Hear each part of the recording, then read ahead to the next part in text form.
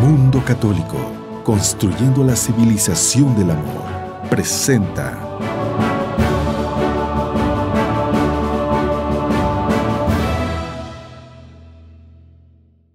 Voy a leerles del Evangelio de San Juan, en el capítulo 12, desde el versículo 12, y dice: entrada mesiánica de Jesús en Jerusalén.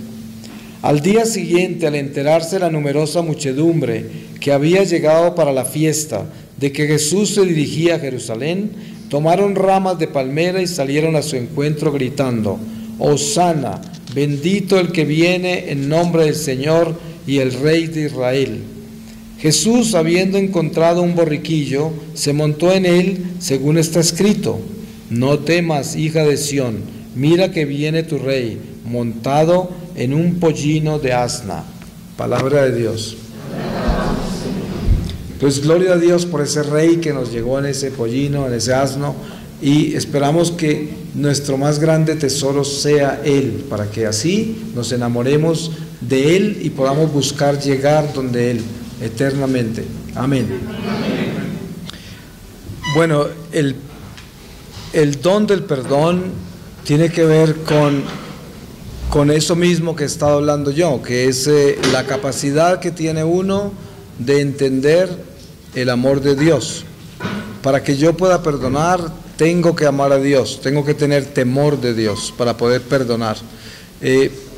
Después de mi encuentro con el Señor en el secuestro, yo estuve 5 meses y medio más secuestrado, y durante esos 5 meses y medio más de secuestro, pues mi lucha más grande era perdonar a esos guerrilleros.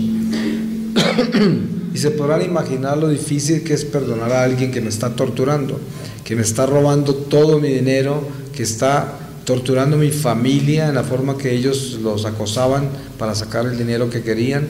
Era algo prácticamente imposible a nivel humano, pero eso fue mi más grande desafío, que tenía que perdonarlos, porque yo sabía que si no los perdonaba, pues todo lo que yo había vivido con el Señor era en vano. Y eso me costó sangre, sudor y lágrimas, como dice el refrán. Pero por lo menos cuando yo salí de secuestro a los 6 meses, o sea 5 meses y medio más después del encuentro con el Señor, ya no sentía odio por ellos.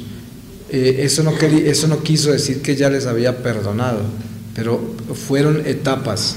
La primera fue dejar el odio. La segunda fue empezar a aceptarlos como hijos de Dios, como iguales a mí. No pensar que ellos eran bestias, ni animales salvajes, ni nada, sino que ellos eran seres humanos como yo. Esa fue la segunda parte difícil. Y la otra fue empezar a limpiar mi corazón del resentimiento que tenía con toda esa guerrilla.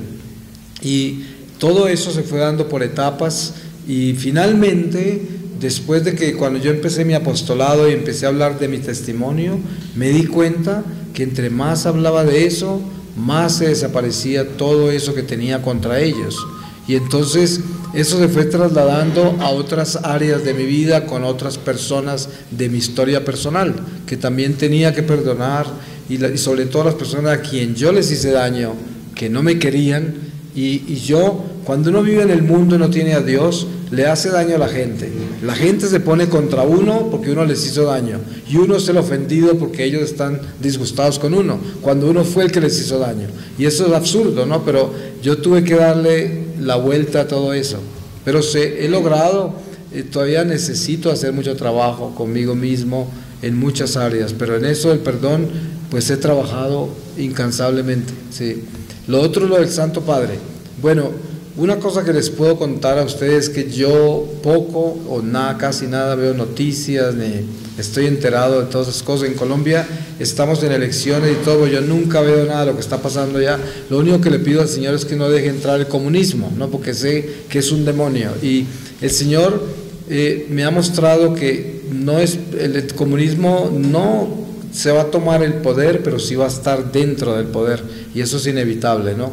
Pero no veo esas noticias. Yo sé que el Santo Padre ha abogado muchísimo por la paz en Colombia, Al principio, cuando estaban en ese proceso de paz en Cuba y con la FARC y eso, los testimonios que él dio confundieron a muchas personas en Colombia, porque especialmente los que estaban en contra de hacer un acuerdo con la guerrilla.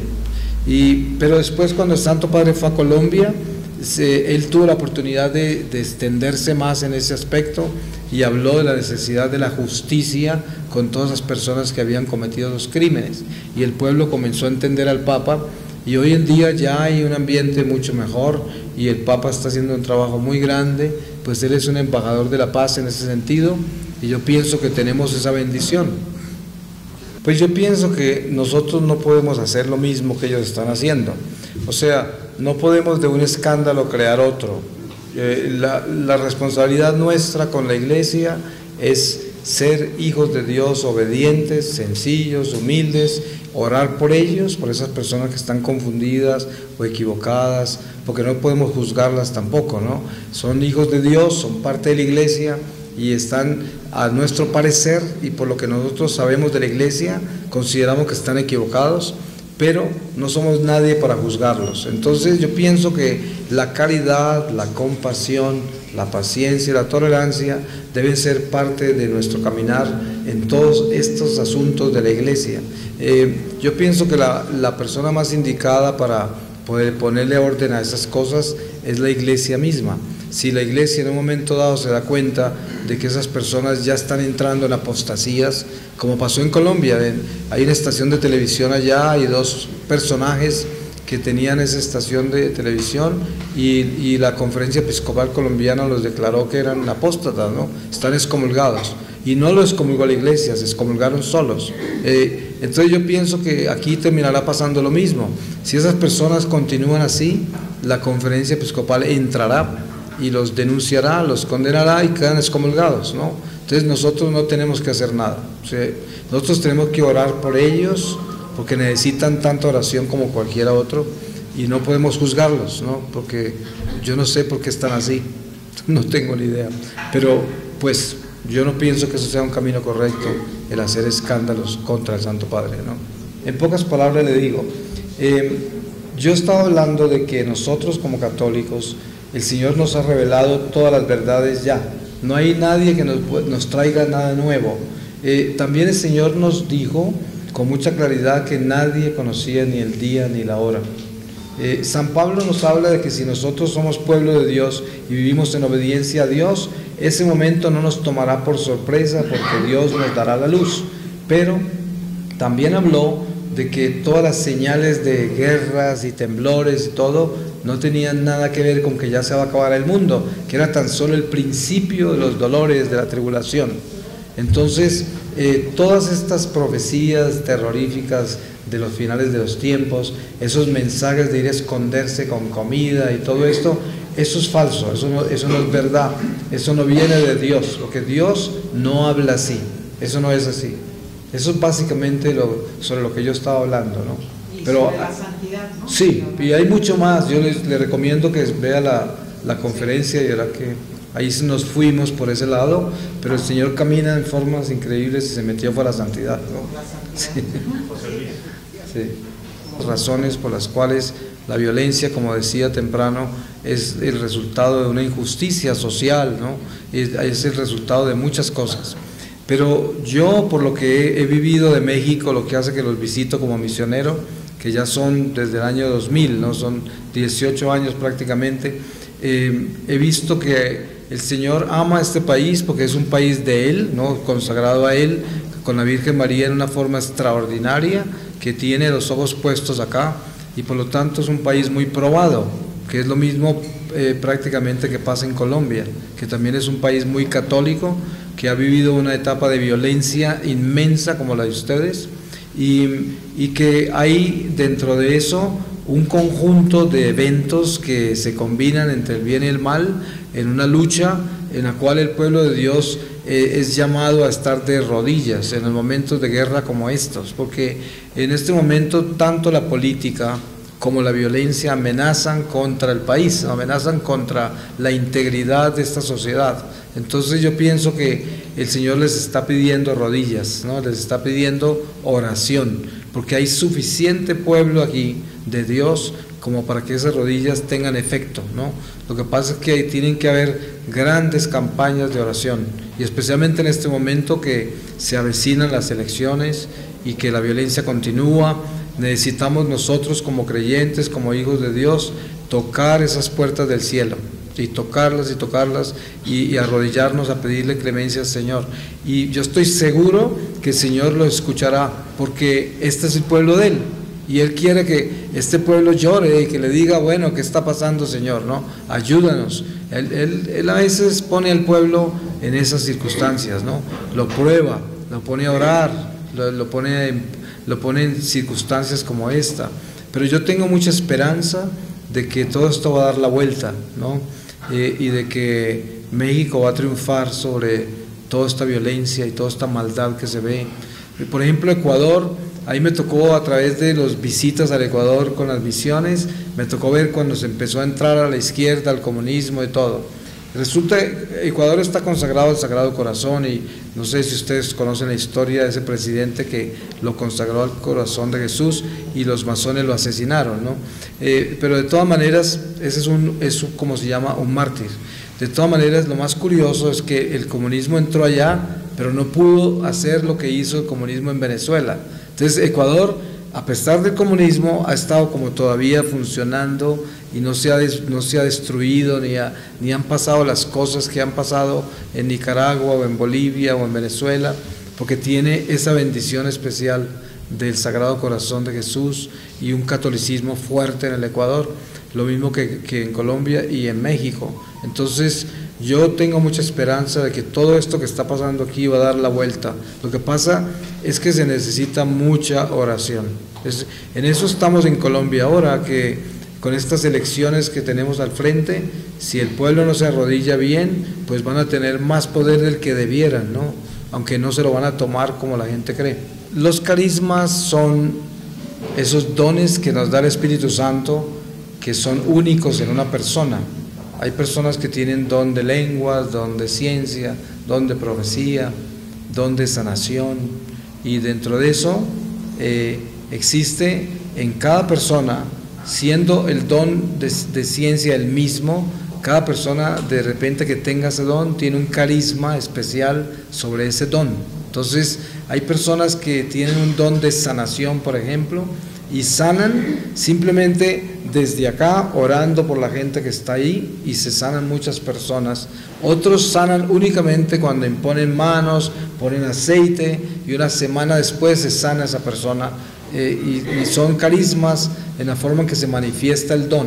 Entonces son, por ejemplo, hay comunidades, como por decir esta comunidad, que tiene un carisma. El carisma es que el Señor los ha inspirado a unir los apostolados, las espiritualidades, y orientarlos, apoyarlos y asegurarse que la iglesia crezca en todos los apostolados, respetando cada carisma, cada espiritualidad.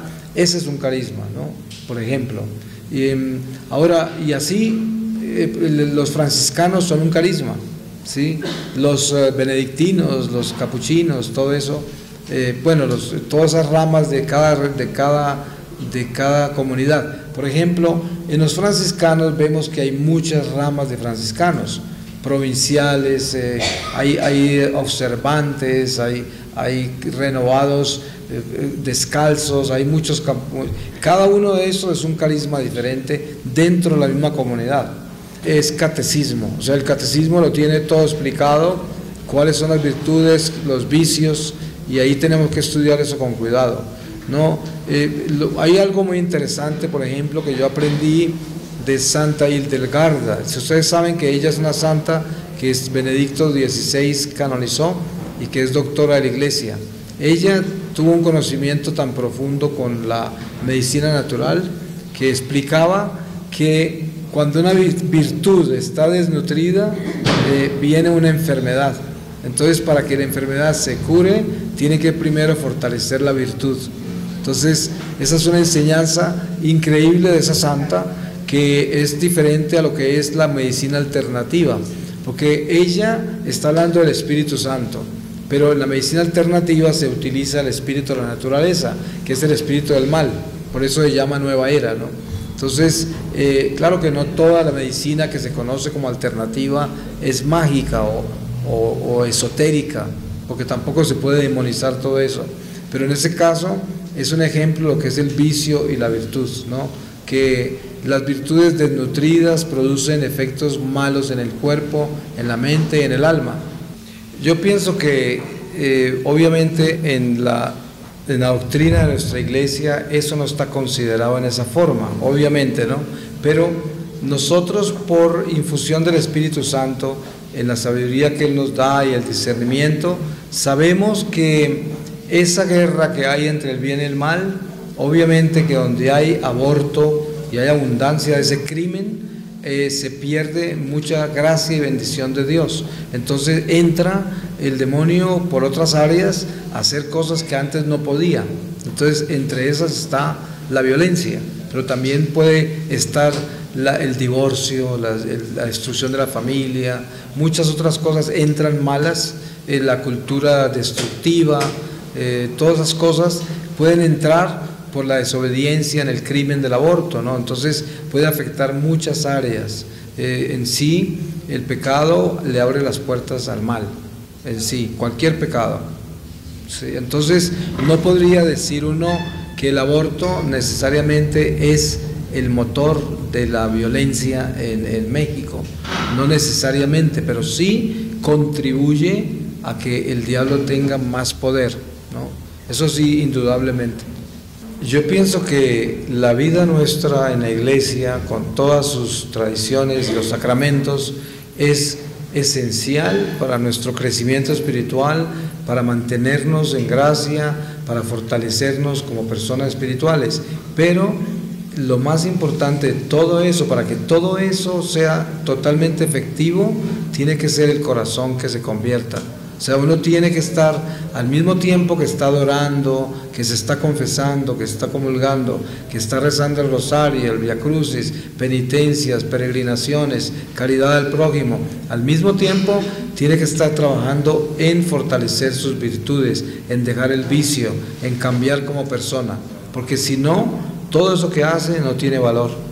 Sí, en ningún momento dije que estaba confundido ni nada de eso, no, decía que el Santo Padre no es perfecto y puede cometer errores, no en lo doctrinal, porque en lo doctrinal es infalible, pero en su comunicación como persona humana.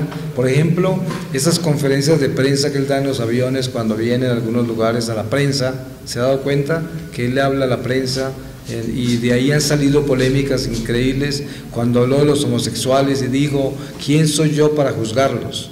Entonces, de acuerdo a eso, dijeron que el Santo Padre había aprobado el homosexualismo en la iglesia, lo cual es falso. Lo que sucede es que los errores que yo creo que pueda cometer el Santo Padre como persona humana es que en algunos momentos no se extiende lo suficiente para aclarar algunas de las declaraciones que hace, o sea, no las hace más extensas y no entrega la idea completa. En algunos casos ha sucedido eso, pero eso no quiere decir que lo que está diciendo viene de una idea equivocada, sino que hay errores en su comunicación, ¿no? Entonces, yo pienso que esa es la experiencia de los Santos Padres, aprender a manejar la prensa, a manejar el público, a manejar esa comunicación con la gente. Casi todos los papas han cometido situaciones. El Santo Padre Juan Pablo II en varias oportunidades se metió en unos problemas con la prensa y con testimonios que dio y luego trató de aclararlos y nunca le perdonaron y cosas así. Entonces eso no es solamente el Papa Francisco, pero a eso me refería no a que él esté predicando errores ni cosas de esas, sino a que en muchas áreas de pronto ha habido confusión entre los fieles, no confusión en el Papa, sino entre los fieles, porque no se ha extendido lo suficiente a aclarar lo que quería decir, ¿no? Es en eso que yo he visto más que todo la confusión, ¿no? Pero en los fieles, no en él. Sí. Y en la prensa, pues la prensa es del mundo, ¿no? Y ellos utilizan cualquier cosa para sacarlo de contexto.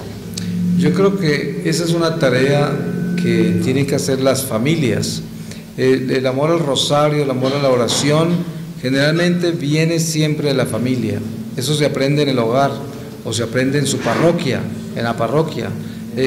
Habría que enfrentar dos áreas diferentes. Una, invitar a las familias que por favor establezcan la práctica del rosario en casa.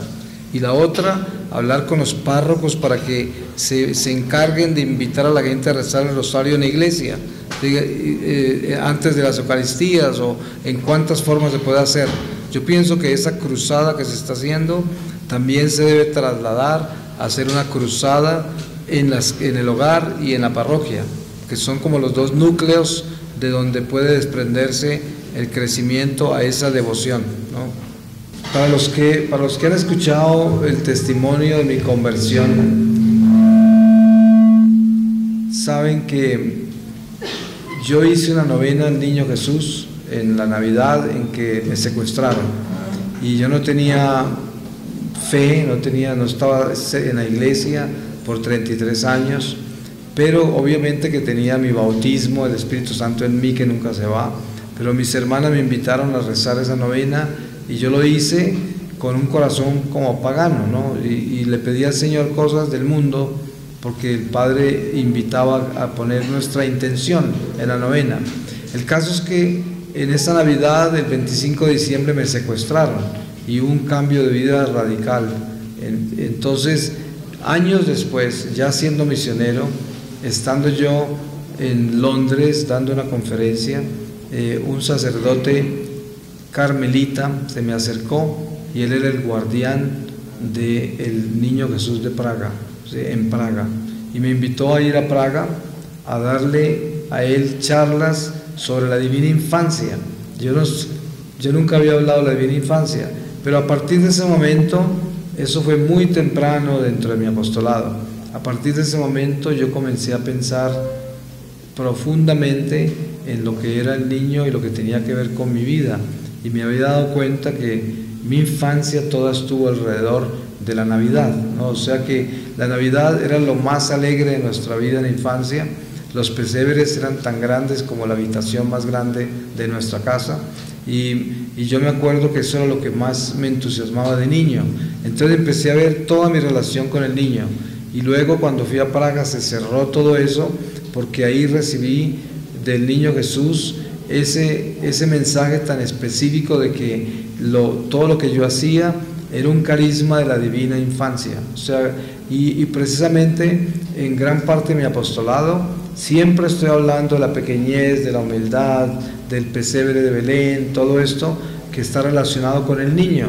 Y desde entonces yo comencé a viajar con un niño conmigo para establecer esa realidad carismática en ese sentido de mi apostolado, de que yo le estoy dando gloria a quien me rescató, y de que también tengo presente todo el tiempo que Él es el Señor y que a Él le sirvo, y que lo que yo hago no viene de mí, sino que viene de Él. Esa es la relación con Él. Sí.